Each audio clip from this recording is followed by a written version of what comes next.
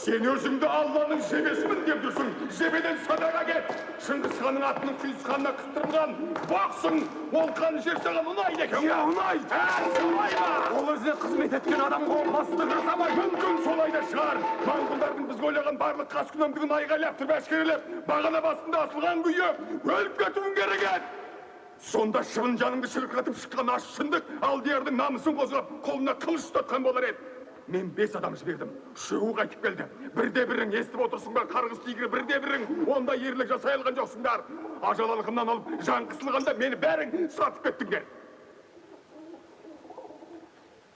Азабына төзір азамат туғыз алмаған. Халқым қандай бақытсыз, қандай сорлы еді. Ақиқат сөз. Халқыңның кемтігін толтырған. Жүгін көтер. Қайтып! Азабына төзіп! Қиын емес Қайырхан. Ұлыстың ұлы жиынында шындықтайды. Бейнесі есімде жоқ. Анамның атымен ант етейін. Осының бәрін бағананың басында мен де айтам. Ал сенің кигенің алтынданған кебіс.